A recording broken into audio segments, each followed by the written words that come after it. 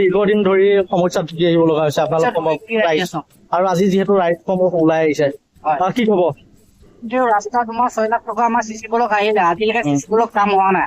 আমি এতিয়া বোকা ভাঙি ভাঙি ওলাই যাব লাগে আৰু বোকা ভাঙি ভাঙি ঘৰলৈকে আহিব লাগে। স্কুল যোৱা অসুবিধা, ল'ৰা-ছোৱালী স্কুল যাব নোৱাৰে, বৰষুণ পৰিলে চাইকেললৈ যাব নোৱাৰে, চাইকেল লৈ যাব নোৱাৰে। আমি ঘৰৰ পৰা ওলাই চেণ্ডেল হাতলৈ ওলাই যাব লাগে ক'ৰবাত যাবলগীয়া হ'লে। কিমান দিনৰ পৰা এই ৰাস্তাটো এনেকেই আছে? এইটো ৰাস্তা তোমাৰ আজি 4-5 বছৰ মানৰ এনেকেই আছে আমাৰ। তাৰপিছত কি ৰাস্তা আহিছিলে? তাৰপিছত ৰাস্তা আহিছিলে, ৰাস্তাটো অহাৰ পিছত আজিলৈকে ৰাস্তা কোনো কাম কৰা নাই। ৰাস্তা এনেকে পৰি আছে। আমি ভৰ বাৰিষাত আমি ওলাব নোৱাৰো ঘৰৰ পৰা। এতিয়া বাৰিষা পৰাত এতিয়াও বহুতখিনি অসুবিধা হৈছে। বাৰিষা পৰিলেতো আকৌ অসুবিধা হৈ যাব আমাৰ। আৰু এটা দীৰ্ঘদিনীয়া সমস্যা আপোনালোকৰ, আৰু যিহেতু আপোনালোকে দীৰ্ঘদিনীয়া সমস্যা ভুগি আছে, যিহেতু ছাত্ৰ-ছাত্ৰী আছে গাঁওখনত, কিমানমান ছাত্ৰ-ছাত্ৰী আছে গাঁওখনত? কিমান মান আছে? 40-45 ল'ৰা-ছোৱালী আছে। এই গাঁওখনৰ নামটো টকুনাবুৰী আৰু চুবুৰী, এটা চুবুৰী হয়তো হাতীমূৰ চুবুৰী। আৰু হাতীমূৰ চুবুৰীত কিমান মান মানুহ এতিয়া বৰ্তমান আছে? এইটো 9 নম্বৰ ৱাৰ্ডৰ 9 নম্বৰ ৱাৰ্ডৰ হয়। কিন্তু মানুহ আমি আছো 330 মানুহ আছো। 9 নম্বৰ ৱাৰ্ড হয়, মানে 300 ওপৰত আছে আৰু 300 ওপৰত আছে। 300 ওপৰত। আৰু এতিয়া চৰকাৰলৈ কি আহ্বান জনাব? চৰকাৰলৈ আহ্বান এটাই, আমাৰ ৰাস্তাটো আমাক ক্লিয়াৰ কৰি দিব লাগে। আমাৰ আহ্বান এইটো, আমি বাৰিষাত ওলালে ওলাব নোৱাৰো।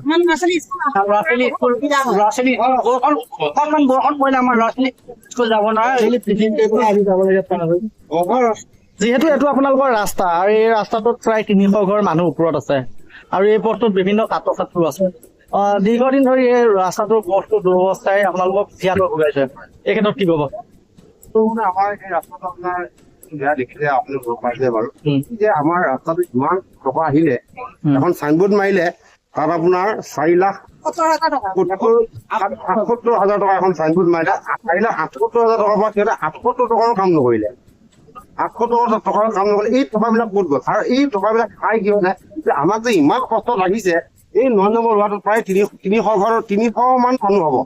এই 300 ধৰিছো আমি, আৰু 300 মানুহ আমাৰ উলিওৱা সময় ইমান অসুবিধা, মানে বহুত অসুবিধা। আমি মানে চলিব নোৱাৰো। গতিকে আমি চৰকাৰলৈ আহ্বান, গতিকে আমাৰ অতি সোনকালে এই ৰাস্তাটো যে আমাক চৰকাৰে বনাই দিয়ে, আমি কেতিয়া চৰকাৰলৈ আমাৰ আহ্বান আছে।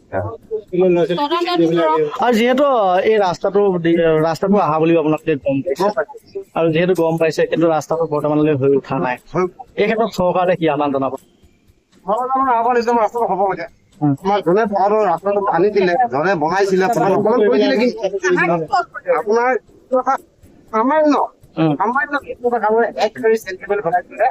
যিজনে বনাইছিলে সেইজনে কৈ আছে আমি নিজৰ পকেটৰ টকা দিয়ে বনাইছিলো। কিন্তু যদি তাৰ নিজৰ পকেটৰ টকা দিয়ে বনাইছিলে, চৰকাৰৰ পৰা পোৱা টকাখিনি আমাৰ কি হৈ গ'ল? চাইনবোৰ্ডখন যে মাৰিলে, কিয় মাৰিলে? নহ'লে আমি এই বস্তুটো বুজিব লাগিব। টকাটো তাত পাইছে যে 4,78,000 টকা, এইবিলাক টকা ক'ত দিছিল? শেষত এতিয়া আপুনি যিহেতু কোন সমষ্টি বিধায়ক? মৰিগাঁও। আমি মৰিগাঁও সমষ্টিৰ বিধায়কলে কি আহ্বান জনাব?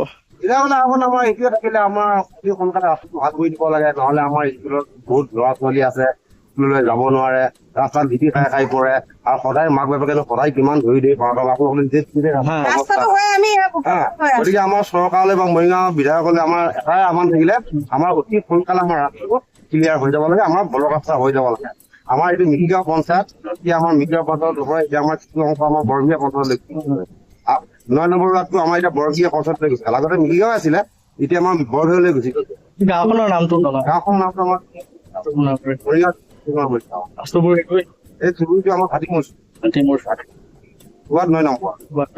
কোন পঞ্চায়তৰ অন্তৰ্গত? আমি এতিয়া আপোনাৰ ৱাৰ্ড মানে 9 নম্বৰ, আমাৰ এতিয়া 6 নম্বৰত পৰিলে। 9 নম্বৰ 6 নম্বৰ 9 নম্বৰ আমাৰ বৰভগীয়া পঞ্চায়ত। পৰে।